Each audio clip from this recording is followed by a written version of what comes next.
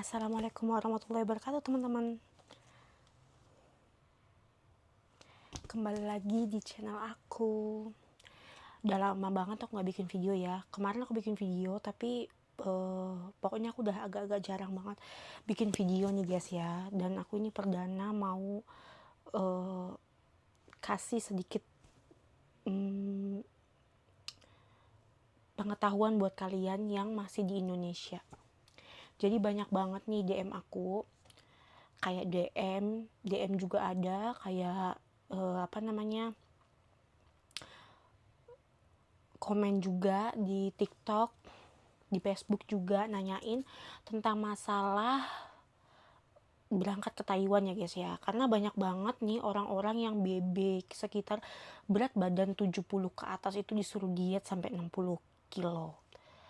Dulu tahun 2018 aku masuk PT, aku pun dibilang kayak gitu guys ya.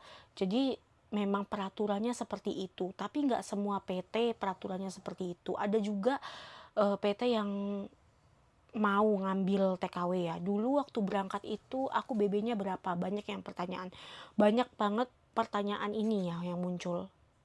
Dulu C berangkat, BB berat badannya berapa ya?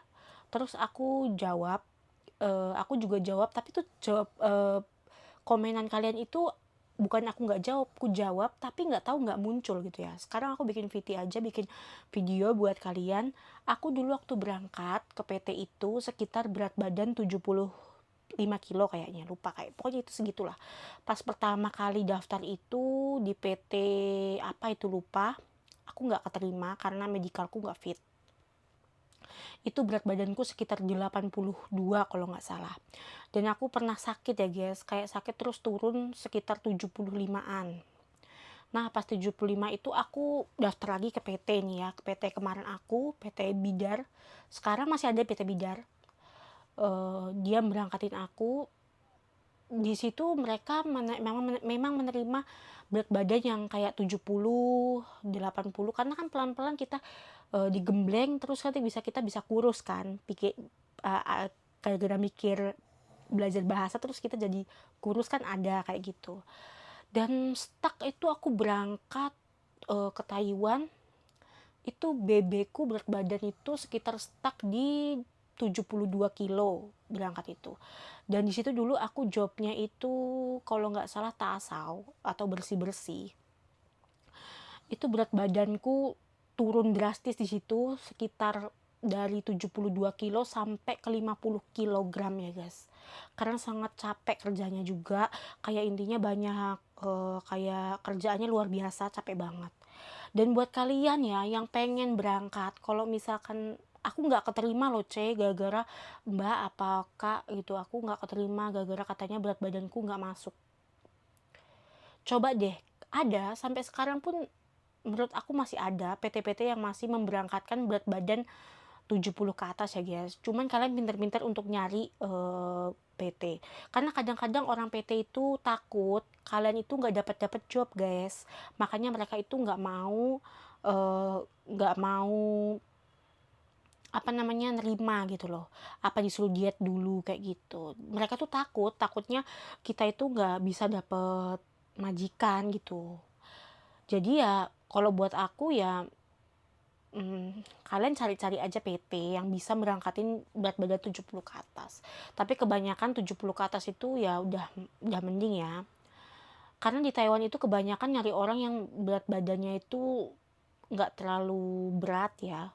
Intinya 70 ke bawah. Kenapa? Karena mungkin di sini kan orang kayak makannya itu pelit sama beras ya, apa gimana, takut kehabisan karena pelit gitu. Kadang juga seperti itu. Tapi nggak semua majikan ya guys. Ini banyak banget pertanyaanku. Banyak, itu berat badan berapa sih? Kalau sekarang jangan ditanya ya guys. Semenjak nikah itu memang berat badan itu stuck ke 70 ke atas. Tuh nggak bisa turun, entah kenapa aku udah paling turun sekilo 2 kilo kayak gitu, nanti gemuk lagi gitu, pokoknya gemukin lagi gitu gitulah, pokoknya susah kalau udah punya suami di sini. Terus yang kedua nih ya guys, banyak banget pertanyaan kalian yang nanyain aku, gimana sih kerja di Taiwan tuh enak banget ya, cuman tidur-tiduran aja. Guys, stop ya, stop. Jangan ngelihat Taiwan itu dari